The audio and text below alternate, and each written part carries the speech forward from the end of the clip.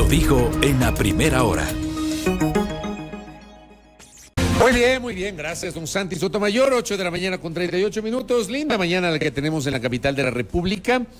Gracias a nuestra audiencia por, como siempre, conectarse con nosotros a través de nuestras frecuencias en señal abierta de Sonorama, nuestra señal de internet, www.sonorama.com.es. Estamos en Facebook, nuestra fanpage de Radio Sonorama, y en YouTube, nuestro canal que se llama Sonorama TV. A ver, Quito en los últimos días ha estado enfrentando una situación muy compleja. Este sábado nomás, sábado 9, hubo un comunicado del Comité de Operaciones de Emergencia COE Metropolitano que decía, durante el sábado 9 de septiembre, el Cuerpo de Bomberos de Quito atendió 10 incendios forestales registrados hasta las 19:30, 5 sofocados, 4 controlados en Pacto, Cerro y Laló, Cima de la Libertad y Pintac, este último producto de una quema de hierba seca. Un activo en el Cerro Auqui, donde intervinieron 2 unidades del Cuerpo de Bomberos de Quito. En Puembo, el Cuerpo de Bomberos monitoreaba permanentemente la zona del incendio forestal que fue controlado la tarde del viernes. La misma labor realizaron en el sector de la calle Legar de Mariscal Sucre. Y en San Juan de Chillogallo, donde la noche del viernes pasado se registraron incendios forestales que ya fueron controlados. Y hace una recomendación el comunicado, recordar, denunciar al 911 a quienes provocan incendios. Porque claro, hay una estadística, la vamos a hablar con nuestro invitado. El 99% de los incendios son provocados. No necesariamente hablamos de pirómanos, por supuesto que debe haber pirómanos, pero también hay gente que, como en el caso de uno de los sitios que decía el comunicado, nos hablaba el de Pintac, ocurrió el incendio por la quema de hierba seca. O sea, no son incendios deliberados porque quieren quemar, pero ese manejo poco responsable provoca justamente esta situación. Le quiero agradecer al colega y amigo y docente Cristian Rivera que está con nosotros. Él es especialista en riesgos, que permanentemente además Cristian hace vocería y genera recomendaciones sobre la forma como debemos enfrentar los riesgos, y este es un riesgo, el tema de los incendios. Cristian, ¿cómo estás? Gracias por acompañarnos. Muchas gracias, mi estimado Fabricio. También agradecerle a tu equipo técnico y periodístico, pero por supuesto a esa gran audiencia de A Primera Hora, una gran semana. Debemos de entender que el equipo de investigación de Naciones Unidas ha hecho una proyección interesante. Hasta el 2030 los incendios forestales crecerán, sobre todo en países que son muy vulnerables frente a esta amenaza. Y en el caso de Ecuador no somos la excepción. ¿Por qué? Si nosotros miramos, toda actividad humana genera riesgos, y esta actividad humana, cuando está cerca de lugares con vegetación seca, se producen los incendios forestales por las siguientes causas: radiación extremadamente alta, falta de humedad, foresta seca y la velocidad de los vientos que han superado los 30 kilómetros por hora. Ahora, si nosotros ya tenemos, y Quito cuenta, de lo que conozco, Quito cuenta con un mapa de propagación de incendios forestales, lo que hay que trabajar es en la prevención y en la preparación comunitaria. Y obviamente sí, en la respuesta, pero no debería ser esto lo primero, solo pensar en reactivo y en la respuesta. Y luego en la remediación que debe ser realizada con vegetación nativa. Recordemos aquí también un detalle que todos debemos conocer: el famoso árbol de fuego. El famoso árbol de fuego es el eucalipto, que es originario de Australia, y ahora entenderemos nosotros por qué esos horrendos incendios forestales en Australia. ¿Por qué dicen eucalipto? Porque el árbol del eucalipto genera erosión y falta de humedad en sus alrededores, por un lado. Su madera es muy combustible, sus hojas son altamente combustibles, y para poder colonizar nuevamente los eucaliptos se incendian fácilmente. Es parte de su ciclo vital. Entonces, por eso es que nosotros sabemos que el eucalipto no es un árbol nativo. Y cuando nosotros vemos esos grandes incendios forestales de copas que van rápidamente y generan pavesas, esta especie de chispas que contaminan material vegetal seco, hacen que los incendios se propaguen. Por eso es que inclusive tú que eres un periodista muy versado en el tema de la investigación de noticias, habrás visto cómo en Australia inclusive se hacen incendios provocados, pero con control, justamente de los eucaliptos. Acá en cambio el eucalipto está en todo lado. Entonces sumemos a esto gente que quema de basura porque no hay un sistema de recolección, porque son zonas de difícil acceso. 2, quema de la capa vegetal. 3, producción del carbón, como lo que sucedió en el encañonado del Quiche. Y 4, que en el borde de quebradas se han generado una especie de recicladoras artesanales, y lo que no sirve ya para ellos, para reciclar, botan a las quebradas. Y este material hace que se mantenga la flama de un incendio forestal.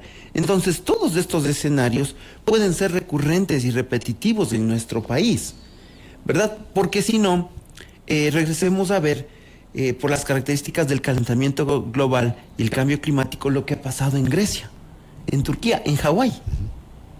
¿No es cierto? Entonces nosotros no podemos ser ajenos a ese proceso mundial que además, desde mediados de junio, el evento del Niño ya está activo.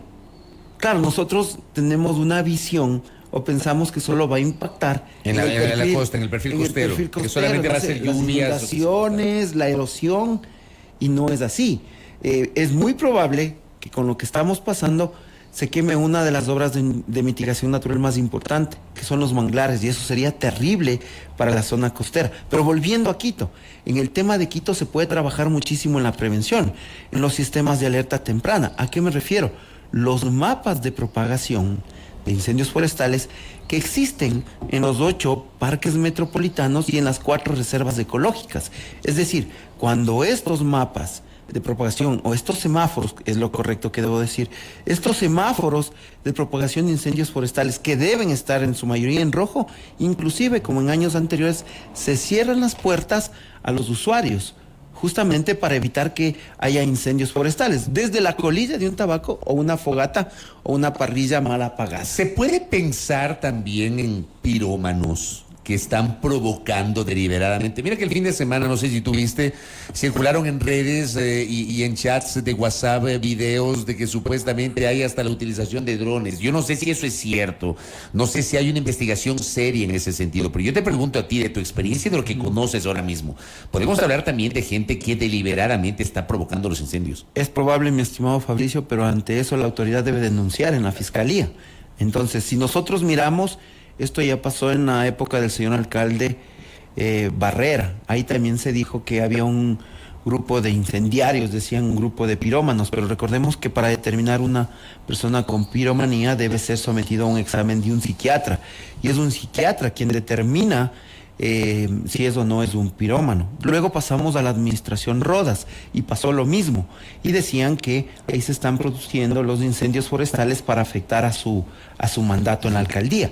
Y entonces ahí hay un caso interesante, porque se atrapa a 2 personas, habitantes de calle, que quemaban cable que se habían robado de la ciudad y poder sacar el cobre y venderlo. Y recordemos ahí al famoso Fremio, que vendía agua de coco en la Recoleta, en el centro de Quito, y los aprende, ¿no es cierto? Y luego Fremio fue considerado como un bombero honorífico. ¿Qué quiero decir con esto?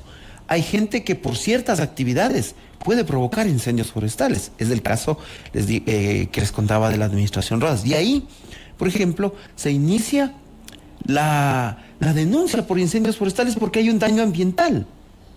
Recordemos que en esa administración fallecieron 3 bomberos. Y entonces, frente a la gravedad de las situaciones, hay que denunciar en la fiscalía. Y en esa ocasión denunció el municipio, denunció la administración zonal, denunciaron algunas entidades municipales para hacer presión. Tanto así que se detuvo a 3 personas y luego hubo una sentenciada a 1 año 2 meses. Y también se activó el 1-800 delito. Sí, es probable esa hipótesis de que existan personas que intencionalmente van y queman la foresta seca o quieren llamar la atención. En el caso de un pirómano que piensa que no hace daño, pero disfruta viendo llamas, pero en realidad sí está haciendo daño. Entonces, en ese entorno, pienso que lo que hay que trabajar es en la prevención, en el monitoreo. Quito cuenta con instituciones que están todo el tiempo recorriendo la ciudad. Y entonces, ¿ahí qué se debe hacer? Ante las columnas de humo, inmediatamente acudir al lugar. Yo recuerdo que se equipó con megafonía un helicóptero. Y entonces, desde la sala situacional del Centro de Operaciones del Distrito Metropolitano se detectaba a través de esta gran pantalla de video columnas de humo y se decía columna de humo en tal parte. Entonces se desplazaba el helicóptero y decía, señores, usted puede provocar un incendio forestal. Y enseguida por tierra avanzaba la Agencia Metropolitana de Control para sancionar. Es decir, existen las herramientas legales como las ordenanzas que deben ser cumplidas a través de la Agencia Metropolitana de Control y el COIP, el Código Orgánico Integral Penal. Ahora bien, Cristian, y para ir cerrando, en este momento, ahora mismo, ¿cómo catalogas tú el trabajo de los bomberos, de la propia autoridad, de la activación del COE metropolitano y, digamos, todas las medidas que han anunciado? Un proceso normal que sí hay que actuar fortaleciendo el tema de la prevención. Yo pienso que, como dice este estudio también de Naciones Unidas, por cada $1 que se invierte en prevención, se ahorran hasta $10 en respuesta.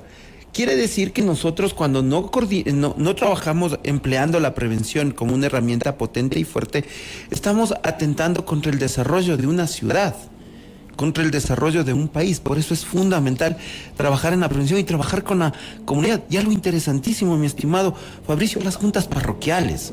Las juntas parroquiales son el corazón de la participación ciudadana y conocen el territorio.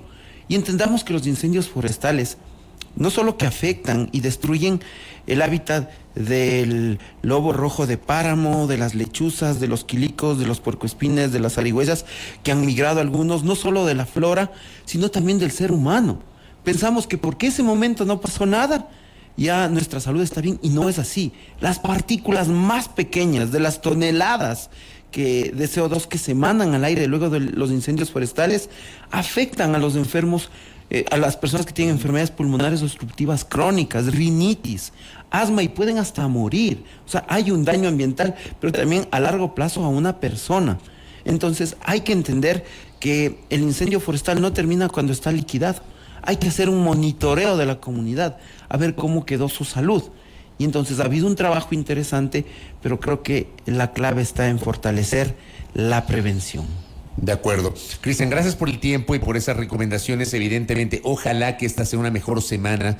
Ayer llovió en algunos sectores de la capital. Ojalá que además eso haya ayudado mucho para que el día de hoy sea un día mucho más tranquilo. Cristian, gracias. El abrazo a ti y a tu audiencia, muy gentil. Muy gentil. A Cristian Rivera hablando sobre la incidencia y el impacto de los incendios forestales, y comencé la entrevista justamente con lo que pasó este sábado. El domingo felizmente no tuvimos de estos episodios, de estos eventos.